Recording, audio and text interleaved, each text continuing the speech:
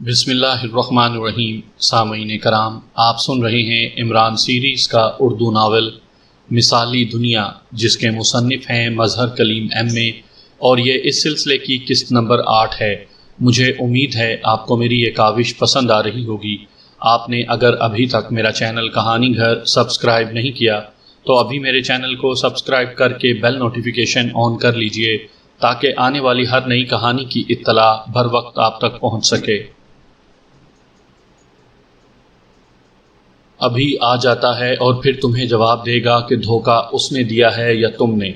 عمران نے مسکراتے ہوئے جواب دیا، مگر دوسرے لمحے آرتھر یکلخت بجلی کی سی تیزی سے اچھلا اور اس نے واقعی انتہائی پھرتی سے عمران پر حملہ کیا تھا، مگر دوسرے لمحے وہ بری طرح چیختا ہوا فضا میں اس طرح اٹھتا چلا گیا جیسے کوئی بچہ گیند کو چھت کی طرف اچھالتا ہے۔ اس نے دراصل عمران کے سینے پر فلائنگ کک مارنے کی کوشش کی تھی، لیکن عمران صرف ایک قدم سائیڈ پر ہوا اور اس کے ساتھ ہی اس کا ہاتھ مخصوص انداز میں حرکت میں آیا اور کولوؤں پر زوردار تھپکی کھا کر آرتھر کا تیزی سے آگے بڑھتا ہوا جسم قلع بازی کھاتا ہوا فضا میں اٹھتا چلا گیا۔ آرتھر نے فضا میں ہی اپنے آپ کو سنبھال کر دوبارہ عمران پر حملہ کرنے کی کوشش کی، لیکن اس بار جیسے ہی اس کا جسم عمران کے قریب آیا، عمران کا ہاتھ ایک بار پھر حرکت میں آیا اور دوسرے لمحے کمرہ ایک زوردار دھماکے اور آرتھر کے حلق سے نکلنے والی کربناک چیخ سے گونج اٹھا۔ عمران نے اس بار اس انداز میں تھپکی دی تھی کہ آرتھر کا جسم اس کے سر کے اوپر سے گھومتا ہوا عقبی دیوار سے پوری قوت سے جا ٹکرایا تھا۔ دوسرے لمحے وہ کسی بے جان مجسمے کی طرح دیوار کی جڑ میں گرا اور ساکت ہو گیا۔ اس کے سر سے خون بہتا صاف دکھائی دے رہا تھا۔ اسی لمحے ٹائیگر اندر داخل ہوا۔ 8 تھے، سب ختم ہو گئے، یہاں تو اسلحے کے ڈھیر موجود ہیں، ٹائیگر نے اندر داخل ہوتے ہی کہا، اور اس کے ساتھ ہی اس کی نظریں دیوار کی جڑ کے پاس پڑے ہوئے آرتھر کے ساکت جسم اور اس کے سر سے نکلنے والے خون پر پڑیں تو وہ بے اختیار چونک پڑا۔ اس کے چہرے پر بے اختیار حیرت کے تاثرات ابھر آئے تھے۔ اسے کیا ہوا ہے؟ ٹائیگر نے حیرت بھرے لہجے میں کہا۔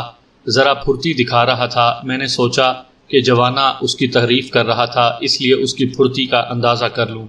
بہرحال خاصا پھرتیلا آدمی ہے، اسے اٹھا کر صوفے پر ڈالو، عمران نے مسکراتے ہوئے کہا، اور ٹائیگر تیزی سے آرتھر کی طرف بڑھا۔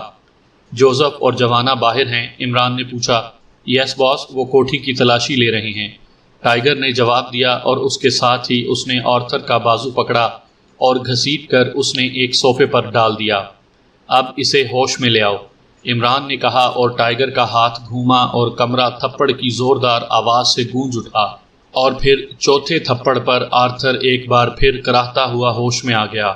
اس کا چہرہ تکلیف کی شدت سے بری طرح مسخ ہو رہا تھا، آنکھوں میں سرخی اتر آئی تھی۔ ہوش میں آ کر وہ ایک جھٹکے سے سیدھا ہوا اور اس کے ساتھ ہی اس کے ہاتھ سر پر موجود زخم کی طرف بڑھ گئے۔ شاید خون کی چپچپاہٹ محسوس ہوتے ہی اس کے ہاتھ نیچے آئے اور ہاتھ میں لگا ہوا خون دیکھ کر وہ بے اختیار اچھل کر کھڑا ہو گیا۔ اس بار اس کا ہاتھ بجلی کی سی تیزی سے کوٹ کی جیب کی طرف گیا۔ وہ آٹومیٹک پسٹل نکالنا چاہتا تھا۔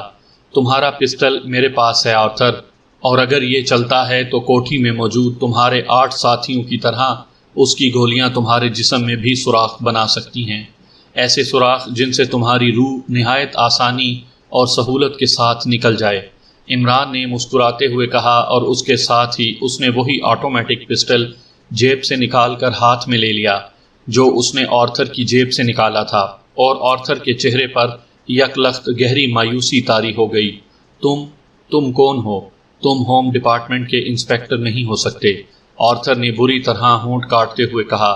ابھی تو میرا نام ہوم ہی نہیں بنا، ایک دوست کے فلیٹ میں رہ رہا ہوں، ڈپارٹمنٹ کی نوبت تو بعد میں آئے گی، عمران نے مسکراتے ہوئے اس بار اپنی اصل آواز میں کہا تو آرتھر بے اختیار اچھل پڑا۔ تم کون ہو؟ آرتھر نے آنکھوں کو پوری چوڑائی میں پھیلا کر عمران کو غور سے دیکھتے ہوئے کہا، سنو آرتھر، ہمارا تعلق پاکیشیا سے ہے۔ مارگریٹ نے پاکیشیا میں ایک آدمی کو قتل کر کے اس سے ایک ڈائری حاصل کی تھی، اور وہ یہاں آ گئی۔ ہم نے وہ ڈائری حاصل کرنی ہے۔ یہاں آ کر معلوم ہوا ہے کہ مارگریٹ کو ڈاکٹر رونالڈ نے اس ڈائری کی غرض سے پیشہ ور قاتل کنگ جو کی معرفت قتل کرا دیا ہے اور خود غائب ہے، اور کنگ جو نے بتایا ہے کہ اسے مارگریٹ کے قتل کی ٹپ ویلس نے دی تھی جو کہ ڈاکٹر رونالڈ کا اسسٹنٹ ہے، اور ویلس نے اقرار کیا ہے کہ ڈاکٹر رونالڈ نے ڈائری کی غرض سے مارگریٹ کو قتل کرایا ہے، لیکن ویلس یہ نہیں جانتا کہ ڈاکٹر رونالڈ کہاں چھپا ہوا ہے، اور تم ڈاکٹر رونالڈ کی ریڈ فاکس تنظیم میں پارٹنر ہو، اس لیے تم لازماً جانتے ہوگے کہ ڈاکٹر رونالڈ کہاں موجود ہے، اور یہ بھی سن لو کہ ہم نے بہرحال یہ ڈائری حاصل کر کے ہی واپس جانا ہے۔ اب یہ تم پر منحصر ہے کہ تم اپنے متعلق کیا فیصلہ کرتے ہو۔ اس فیصلے کی دو صورتیں ہیں، یا تو تم ہمیں وہ جگہ بتا دو جہاں ڈاکٹر رونالڈ چھپا ہوا ہے، یا ہمیں ڈاکٹر رونالڈ سے وہ ڈائری لا دو، ان میں سے جو صورت بھی تم پسند کرو ہمیں منظور ہے۔ عمران نے انتہائی سنجیدہ لہجے میں کہا۔ ڈائری واقعی ڈاکٹر رونالڈ کے پاس ہے، اور وہ ڈائری حاصل کر کے کلینک سے سیدھا یہاں میرے پاس آیا تھا، اور اس نے مجھے بتایا تھا کہ اس ڈائری میں بالا کائناتی دنیا میں جانے کا کسی روسی پروفیسر یونوکوف کا کوئی انتہائی آسان اور یقینی طریقہ موجود ہے، اور وہ اس پر عمل کر کے بالا کائناتی دنیا پہنچے گا اور پھر وہاں سے پوری دنیا میں موجود خزانوں کے راز حاصل کرے گا۔ میں نے اسے سمجھایا بھی کہ اس سائنسی دور میں ایسا سوچنا ہی حماقت ہے، مگر وہ اپنی بات پر بضد رہا۔ پھر میں نے اس سے پوچھا کہ وہ کہاں بیٹھ کر یہ مشق کرے گا، لیکن اس نے مجھے بھی وہ جگہ بتانے سے انکار کر دیا، اور تم یقین کرو یا نہ کرو میں بہرحال سچ کہہ رہا ہوں، آرتھر نے جواب دیتے ہوئے کہا۔ عمران اس کا لہجہ سن کر ہی سمجھ گیا تھا کہ آرتھر سچ کہہ رہا ہے۔ ٹھیک ہے، اس نے تمہیں نہ بتایا ہوگا، لیکن بہرحال تم اس کے ممکنہ ٹھکانوں سے تو واقف ہی ہوگے، ہمیں ان کی تفصیل بتا دو، ہم خود ہی اسے ڈھونڈ نکالیں گے۔ عمران نے کہا، میں سچ کہہ رہا ہوں کہ مجھے کوئی علم نہیں کہ وہ کہاں ہوگا، اس کے بے شمار ٹھکانے ہیں، میں اب کون کون سے بتاؤں؟ آرتھر نے الجھے ہوئے لہجے میں کہا، کوئی ایسی جگہ جہاں مکمل تنہائی ہو۔ عمران نے چند لمحے خاموش رہنے کے بعد پوچھا، مکمل تنہائی؟ ہاں، ایک جگہ ایسی ہے، یہ ولنگٹن کے شمال مشرق میں ہائی وے پر تقریباً 150 کلومیٹر دور واقع ایک قصبے کروتھا میں ہے۔ یہ قصبہ مکمل طور پر یہودیوں کا قصبہ ہے۔ وہاں ڈاکٹر رونالڈ کا ایک خفیہ ٹھکانہ ہے جسے گولڈن ہاؤس کہا جاتا ہے۔ اس کے نیچے ایک بڑا تہہ خانہ ہے جو صرف ڈاکٹر رونالڈ کے استعمال میں رہتا ہے۔ یہ گولڈن ہاؤس ڈاکٹر رونالڈ نے ہی تعمیر کرایا تھا، اور اس تہہ خانے میں وہ اپنی روحانی مشقیں کیا کرتا تھا۔ ہو سکتا ہے وہ وہیں ہو، آرتھر نے جواب دیا۔ وہاں فون موجود ہے؟ عمران نے پوچھا۔ فون نہیں، وہاں کوئی فون نہیں ہے، البتہ اوپر گولڈن ہاؤس میں فون ہے، لیکن گولڈن ہاؤس میں موجود افراد ڈاکٹر رونالڈ کے حکم کی تعمیل اس طرح کرتے ہیں جیسے ڈاکٹر رونالڈ ہی ان کا خدا ہو، آرتھر نے جواب دیا۔ وہاں کا انچارج کون ہے؟ عمران نے پوچھا۔ مجھے نہیں معلوم، میں کبھی وہاں نہیں گیا، مجھے صرف ڈاکٹر رونالڈ نے بتایا تھا کہ وہ بھی اس کا خفیہ ٹھکانہ ہے، آرتھر نے جواب دیا۔ فون نمبر تو تمہیں معلوم ہی ہوگا، عمران نے کہا۔ نہیں، مجھے فون نمبر بھی معلوم نہیں ہے، آرتھر نے جواب دیا۔ ٹائیگر، آرتھر صاحب کے سر کا زخم شاید تکلیف دینا بند کر گیا ہے، جو یہ دوبارہ اپنی پہلے والی جون میں آ رہے ہیں۔ عمران نے آرتھر کے عقب میں کھڑے ٹائیگر سے مخاطب ہو کر کہا، اور اس کے ساتھ ہی آرتھر کے حلق سے ایک کربناک چیخ نکلی اور وہ اچھل کر اوندھے منہ نیچے جا گرا۔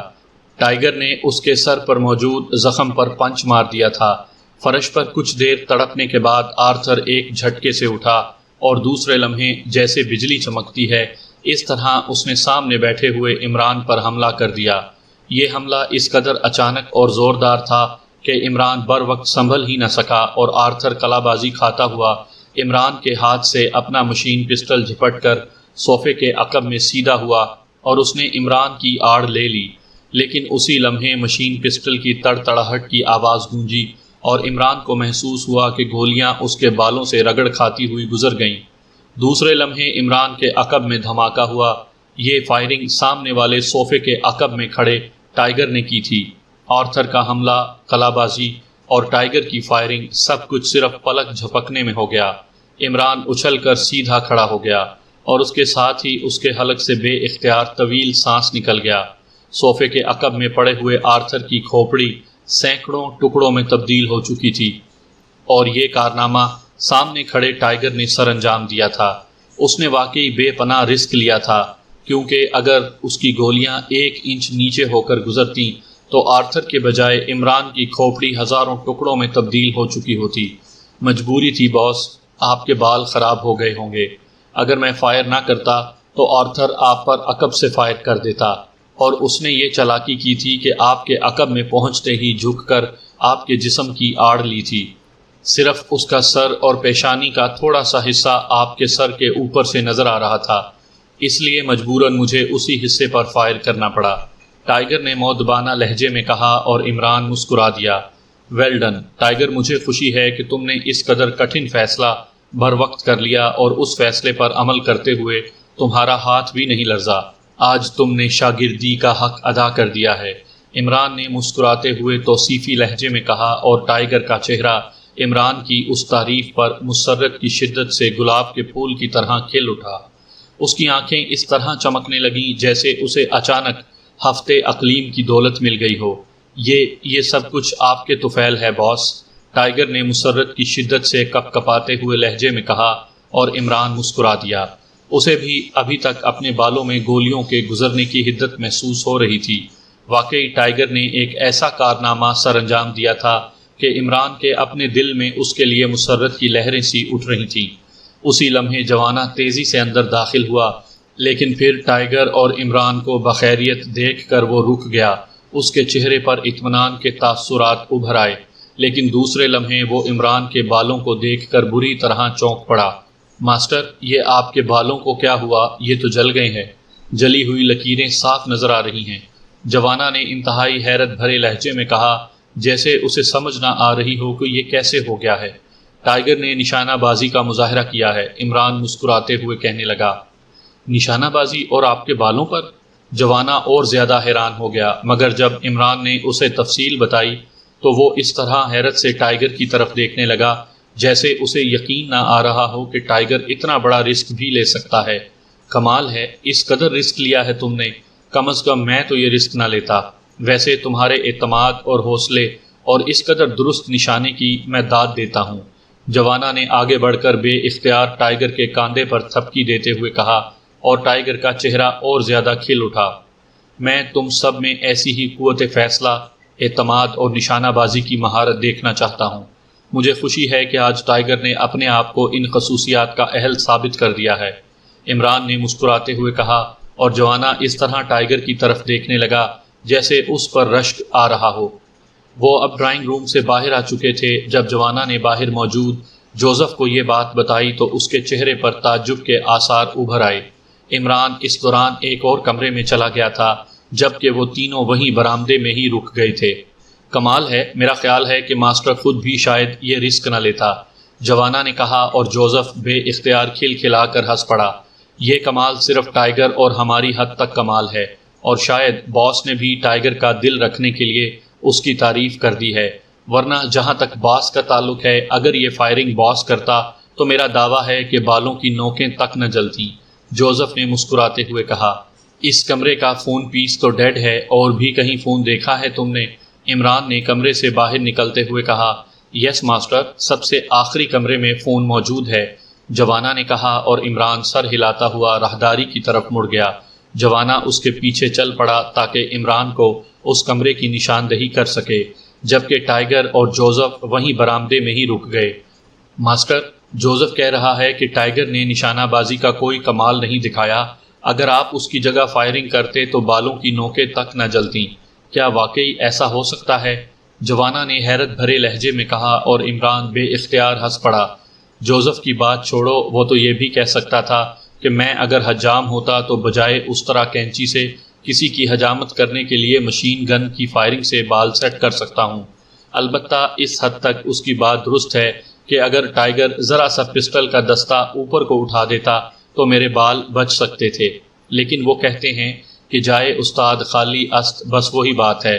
البتہ تم نے یہ بات ٹائیگر سے نہیں کرنی، ورنہ اس کا اعتماد ختم ہو جائے گا۔ اس کی حد تک یہ واقعی کمال ہے، عمران نے نمبر ڈائل کرتے ہوئے کہا، اور جوانہ نے اسبات میں سر ہلا دیا۔ Golden house. دوسری طرف سے ہیلو کی آواز سنتے ہی عمران نے آرتھر کے لہجے میں بات کرتے ہوئے کہا، یس، کون صاحب بات کر رہے ہیں؟ دوسری طرف سے حیرت بھرے لہجے میں پوچھا گیا۔ میں آرتھر ہوں، ریڈ فاکس کا آرتھر، اور ڈاکٹر رونالڈ کا پارٹنر۔ ڈاکٹر رونالڈ یہاں موجود ہیں، ان سے ضروری بات کرنی تھی۔ عمران نے آرتھر کے لہجے میں بات کرتے ہوئے کہا۔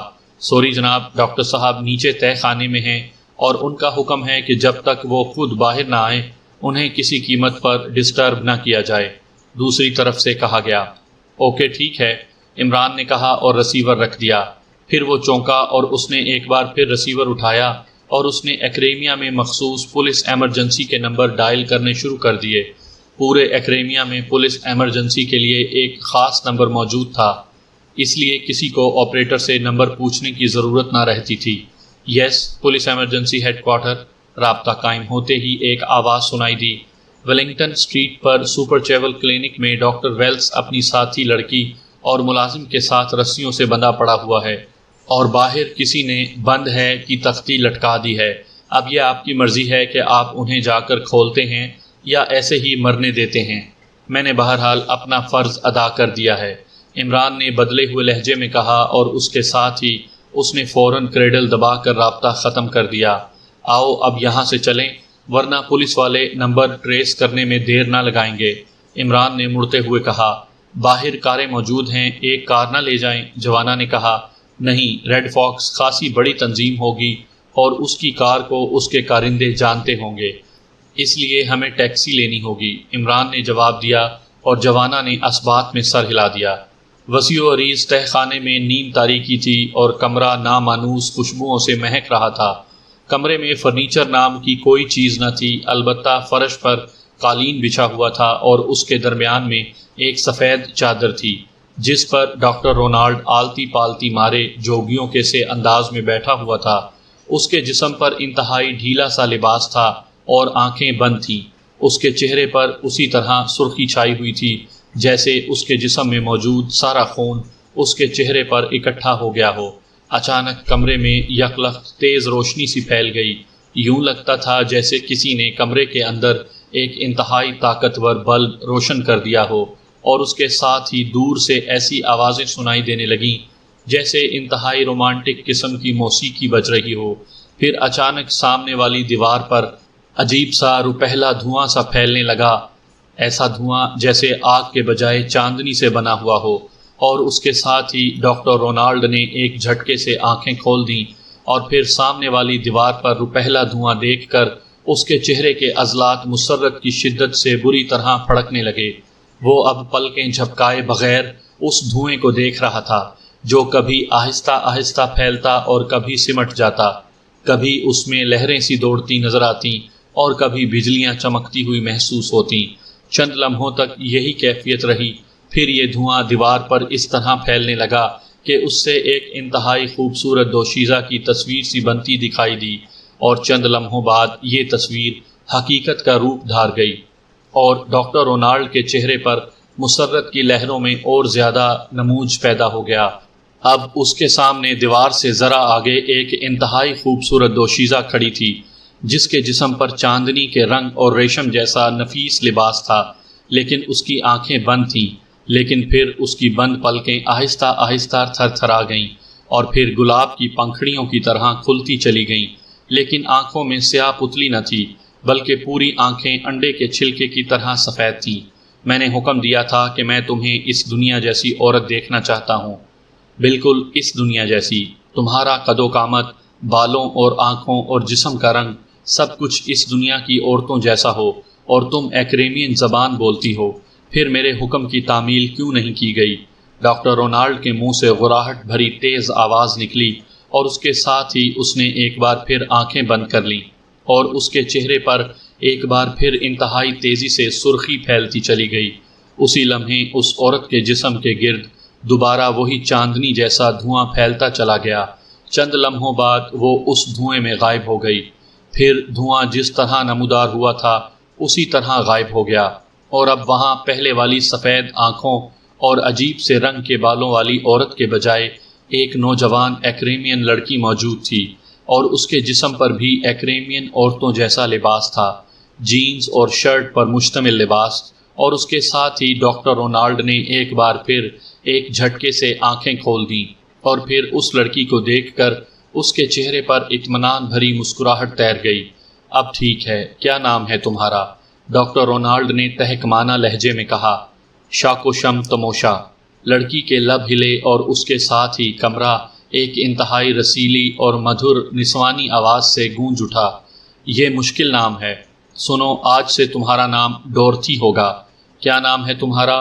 ڈاکٹر رونالڈ نے پہلے کی طرح تہکمانہ لہجے میں کہا۔ ڈورتھی، لڑکی نے جواب دیا۔ گڈ، اور سنو، آج کے بعد تم نے کسی سے یہ نہیں کہنا کہ تم بالا کائناتی دنیا کی رہنے والی ہو۔ تم نے سب کو یہی بتانا ہے کہ تم ایکریمین ہو، ڈاکٹر رونالڈ نے کہا، اور لڑکی نے اثبات میں سر ہلا دیا۔ یہاں میرے پاس بیٹھ جاؤ اور میری باتیں غور سے سنو۔ آج کے بعد تمہیں میری ان باتوں پر مکمل عمل کرنا ہوگا، ڈاکٹر رونالڈ نے کہا، اور لڑکی قدم بڑھاتی ہوئی آگے بڑھی اور ڈاکٹر رونالڈ کے سامنے اس طرح بیٹھ گئی جیسے کوئی شاگرد استاد کے سامنے انتہائی مؤدبانہ انداز میں بیٹھتا ہے۔ سنو، میں نے تمہیں 5 عرضی سالوں کے لیے حاصل کیا ہے، اور مجھ میں یہ طاقت ہے کہ میں اس مدت کو 5000 عرضی سالوں تک بھی بڑھا سکتا ہوں، ڈاکٹر رونالڈ نے انتہائی تہکمانہ لہجے میں کہا۔ نہیں نہیں، ایسا مت کرنا ڈاکٹر، ایسا مت کرنا، میں اپنی دنیا میں واپس جانا چاہتی ہوں، لڑکی نے انتہائی روحانسے لہجے میں کہا۔ صرف اس صورت میں تم واپس جا سکو گی کہ اگر تم نے ان 5 عرضی سالوں میں میرے حکم کی حرف بہ حرف تعمیل کی، ڈاکٹر رونالڈ نے تیز لہجے میں کہا۔ میں وعدہ کرتی ہوں کہ تمہارے ہر حکم کی حرف بہ حرف تعمیل کروں گی، لڑکی نے فوراً ہی جواب دیا، اور ڈاکٹر رونالڈ کے چہرے پر مسرت کے آثار تیزی سے پھیل گئے۔ مجھے بتایا گیا ہے کہ تمہیں یہاں کے ماحول کا عادی ہونے اور یہاں کی عورتوں کی طرح اپنے آپ کو مکمل کرنے میں کچھ وقت لگے گا۔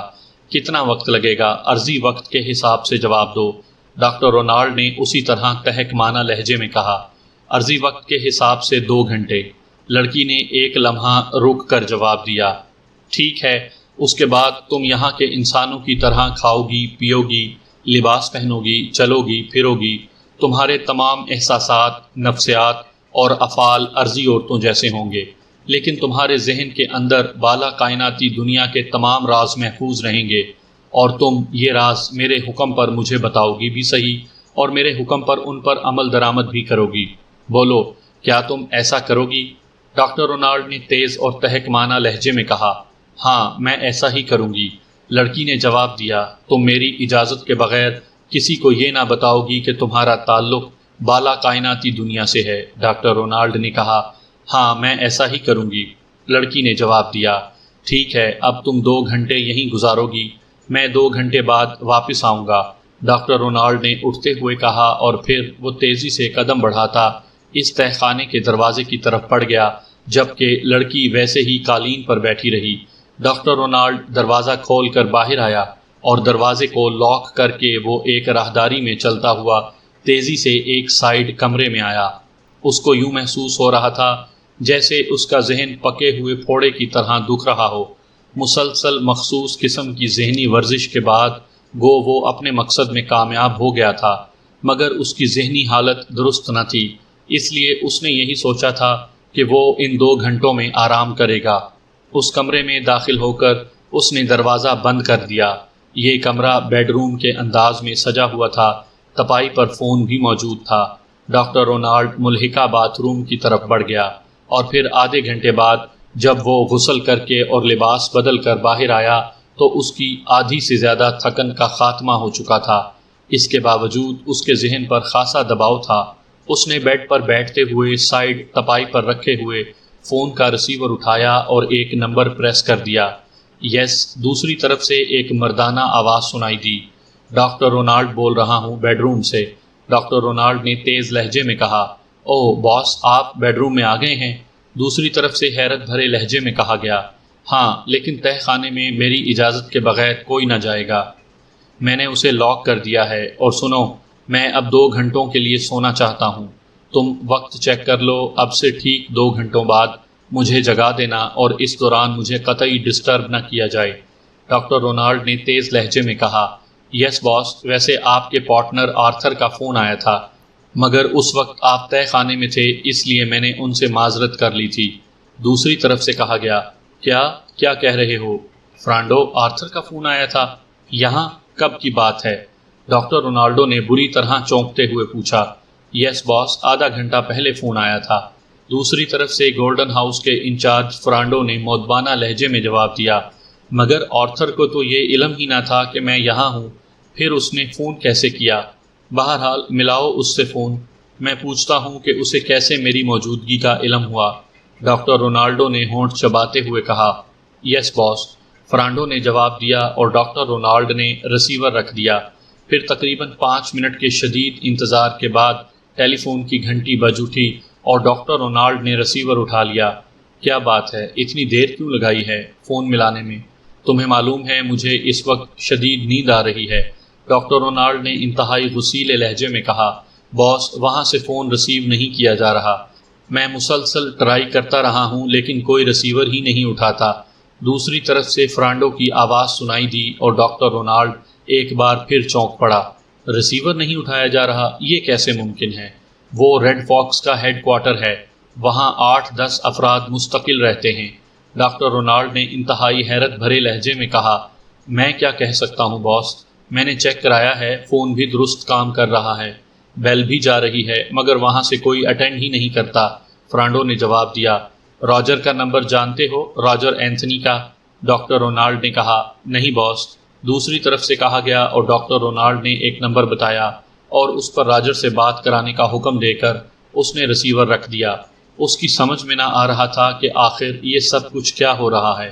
چند لمحوں بعد ٹیلی فون کی گھنٹی پھر بج اٹھی اور ڈاکٹر رونالڈ نے ریسیور اٹھا لیا۔ راجر اینتھنی لائن پر ہے باس، فرانڈو کی آواز سنائی دی۔ ہیلو راجر، میں ڈاکٹر رونالڈ بول رہا ہوں، ڈاکٹر رونالڈ نے تیز لہجے میں کہا۔ یس باس، دوسری طرف سے ایک مؤدبانہ آواز سنائی دی۔ تمہارا دفتر ہیڈ کوارٹر کے قریب ہے، وہاں سے فون ریسیو نہیں کیا جا رہا، تم خود وہاں جاؤ اور حالات معلوم کر کے مجھے گولڈن ہاؤس کے نمبر پر کال کرو، فوراً، جلدی، ڈاکٹر رونالڈ نے تیز لہجے میں کہا۔ یس باس، دوسری طرف سے کہا گیا اور ڈاکٹر رونالڈ نے ریسیور رکھ دیا۔ یہ آخر کیا چکر چل گیا ہے 1-2 روز میں؟ ڈاکٹر رونالڈ نے بڑبڑاتے ہوئے کہا اور پھر تقریباً 15 منٹ بعد ٹیلی فون کی گھنٹی بج اٹھی اور ڈاکٹر رونالڈ نے جھپٹ کر ریسیور اٹھا لیا۔ یس، ڈاکٹر رونالڈ نے تیز لہجے میں کہا۔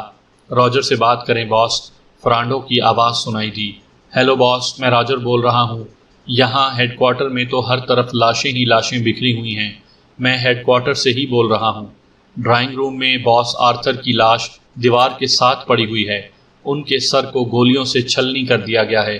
باقی 8 افراد کی لاشیں ایک کمرے میں موجود ہیں، جن میں سے 2 کو گردن توڑ کر ہلاک کیا گیا ہے اور باقی افراد کو گولی مار دی گئی ہے۔ ویسے ہیڈ کوارٹر خالی پڑا ہوا ہے، بڑا گیٹ اندر سے بند ہے جبکہ سائیڈ گیٹ باہر سے بند پڑا تھا۔ دوسری طرف سے راجر کی وحشت بھری آواز سنائی دی اور ڈاکٹر رونالڈ کو یوں محسوس ہوا جیسے اس کا دماغ بھگ سے اڑ گیا ہو۔ اوہ یہ کیسے ہو گیا؟ کس نے ایسا کیا ہے؟ ڈاکٹر رونالڈ نے ہذیانی انداز میں چیختے ہوئے کہا۔ میں کیا کہہ سکتا ہوں باس، دوسری طرف سے راجر کی سہمی ہوئی آواز سنائی دی۔ ٹھیک ہے، میں خود دیکھ لوں گا، اور جس نے بھی ایسا کیا ہے اس کا حشر انتہائی عبرتناک ہوگا۔ سنو، اب آرتھر کے بعد تم ریڈ فاکس کے سیکنڈ چیف ہو، اپنے گروپ سمیت ہیڈ کوارٹر کو سنبھال لو۔ آرتھر اور دوسرے افراد کی لاشیں غائب کر دو، میں بعد میں تم سے ملوں گا اور تمہیں پوری تفصیل بتاؤں گا، ڈاکٹر رونالڈ نے کہا اور ریسیور کریڈل پر پٹک کر اس نے بے اختیار دونوں ہاتھوں میں اپنا سر تھام لیا۔ آرتھر کی اس ہولناک موت نے اسے واقعی شدید ذہنی دھچکا پہنچایا تھا۔ اسے یوں محسوس ہو رہا تھا جیسے اس کے ذہن میں انگارے سے بھر گئے ہوں۔ تھوڑی دیر تک وہ اسی طرح سر پکڑے بیٹھا رہا، پھر اس نے سر اٹھایا اور ایک بار پھر ریسیور اٹھا کر اس کے فون کے نیچے لگے ہوئے مخصوص بٹن کو دبا کر اس نے اسے ڈائریکٹ کیا اور تیزی سے نمبر پریس کرنے شروع کر دیے۔ یس، رابطہ قائم ہوتے ہی دوسری طرف سے ایک اجنبی سی آواز سنائی دی اور ڈاکٹر رونالڈ بے اختیار چونک پڑا۔ سپر چیول کلینک کا نمبر ہے یہ یا؟ ڈاکٹر رونالڈ نے حیرت بھرے لہجے میں کہا۔ اس کے ذہن میں فوری طور پر یہی خیال آیا تھا کہ شاید نمبر غلط مل گیا ہے۔ ہاں، آپ کون صاحب ہیں؟ دوسری طرف سے پوچھا گیا۔ پہلے آپ بتائیں کہ آپ کون ہیں، ڈاکٹر رونالڈ نے تیز لہجے میں کہا۔ میں پولیس چیف انسپیکٹر فریڈ ہوں، دوسری طرف سے سخت لہجے میں کہا گیا۔ पुलिस चीफ और क्लिनिक में? क्यों, आप वहाँ क्यों हैं? मेरा नाम डॉक्टर रोनाल्ड है और मैं क्लिनिक का इंचार्ज हूँ। डॉक्टर रोनाल्ड के जहन को पुलिस चीफ के अल्फाज सुनकर एक और शदीद जहनी धचका लगा था। ओह, आप डॉक्टर रोनाल्ड, आप कहाँ से बात कर रहे हैं? दूसरी तरफ से पुलिस चीफ ने चौंक कर पूछा। काइजलैंड से। डॉक्टर रोनाल्ड ने जानबूझकर एक दूसरे मुल्क का नाम ले दिया। ओह, डॉक्टर वेल्स ने भी हमें यही बताया है कि आप गैर मुल्क गए हुए हैं। बहरहाल आप मुतमईन रहें, यहाँ कोई हादसा पेश नहीं आया। हमें एक गुमनाम फ़ोन कॉल पर बताया गया कि सुपर चेवल क्लिनिक के अंदर डॉक्टर वेल्स, एक औरत और एक मुलाजिम बंधे हुए मौजूद हैं और दरवाजे पर बंद है की तख्ती लगी हुई है। हमने ये फ़ोन कॉल ट्रेस करने की कोशिश की तो फ़ोन ट्रेस ना हो सका। बहरहाल हम यहाँ क्लिनिक पहुँचे तो यहाँ वाकई डॉक्टर वेल्स एक औरत और एक मर्द को रस्सियों से बांधकर उनके मुंह में कपड़े ठूंसे हुए थे।